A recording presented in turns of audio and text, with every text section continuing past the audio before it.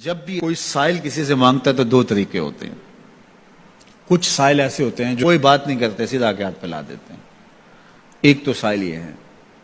اور سائل مانگنے والے جو بڑے اچھے طریقے سے مانگنے کا بھی فن جانتے ہیں تو ان کا طریقہ یہ نہیں ہوتا کہ کسی کے آگے جا کے بس ہاتھ پھیلا دیں. پہلے وہ اس کی تعریفیں کرتے ہیں، پھر جو ہے وہ اس کی رحم دلی کا ذکر کرتے ہیں، پھر اس کے مال و اسباب جو اس کو دیے گئے ہیں ان کے قصیدے پڑھتے ہیں، پھر اپنی وفاداری کا اظہار کرتے ہیں، پھر جھولی پھیلاتے ہیں. تو یہ دوسرا اور مہذب طریقہ ہے. ایک تو مانگنے والا اپنی ضرورت کو یوں ہی کسی کے سامنے رکھ دے، اور ایک یہ ہے کہ مانگنے والا اپنی ضرورت کو رکھنے سے قبل جس سے مانگ رہا ہے پہلے اس کی تعریف کرے. اب بندے اللہ سے ہدایت مانگنے کے لیے کھڑے ہوئے، پہلے تو وضو کیا، صاف ستھرے ہوئے، کانوں پہ ہاتھ لگائے، اس کے بعد ہاتھ باندھ کے ادب سے کھڑے ہو گئے، اور اب مانگنے لگے تو کیا بولے؟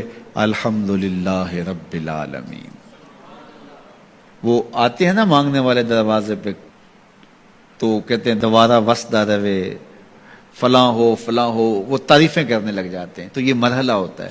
ابھی اس نے سوال لب پہ نہیں لایا ہوتا تو گھر والا پہلے بچے کو کہتا ہے جا اتنے پیسے اس کو دے گیا. میاں وہ تو آپ کی تعریفیں کر رہا ہے، مانگ تھوڑا رہا ہے. وہ سمجھتا ہے جو تعریفیں کرنا شروع ہو گیا یہ مانگنے کے لیے تو کر رہا ہے.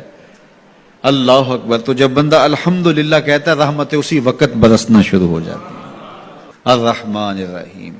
میں سخی کی دہلیز پہ کھڑا ہوں جو رحمان بھی ہے جو رحیم بھی ہے، محض اپنے کرم سے عطا کرتا ہے. رحم کی بھیک مانگ رہا ہوں. پھر کیا کہہ رہا ہے؟ مالک یوم الدین. کسی کنگال سے نہیں مانگ رہا، اس سے مانگ رہا ہوں جو مالک ہے، دنیا کا بھی مالک ہے، آخرت کا بھی مالک ہے. پھر اس کے بعد اگلی بات کیا کہتا ہے؟ ایاک نعبد و ایاک نستعین. مالک میں پوجتا بھی تجھے ہوں اور مانگتا بھی تجھ سے ہوں. دیکھو سائل اس اعتبار سے بھی دو طرح کے ہوتے ہیں. ایک سائل ہوتا ہے جو بائی پاس پہ اترتا ہے، ایک کے گھر کے سامنے جاتا ہے، یہی طریقہ صحیح مانگنے کا، لیکن جاتا ہے کہ گھر کے سامنے تعریفیں کرتا ہے، اور مالک خانہ کو پتا ہوتا ہے کہ یہ ہمسایہ سے بھی مانگ کے آیا ہے، میرے گھر سے بھی مانگ رہا ہے، اگلے گھر سے بھی مانگنا ہے.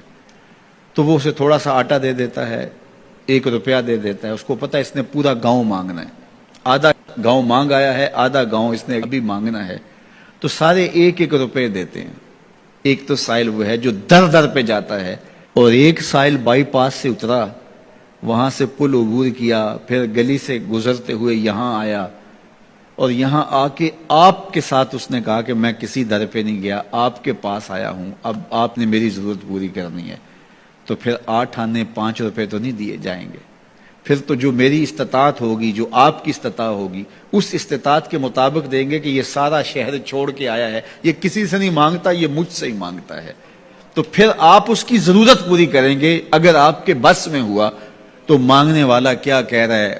ایاک نعبد. یہ پیشانی کہیں اور نہیں جھکتی، وایاک نستعین. یہ جھولی کسی اور چوکھٹ پہ پھیلتی نہیں. وہ کریم، وہ مالک رب جو تمام جہانوں کا رب ہے، میں اس کی دہلیز پہ کھڑا ہوں اور آیا سیدھا اسی کی دہلیز پہ ہوں.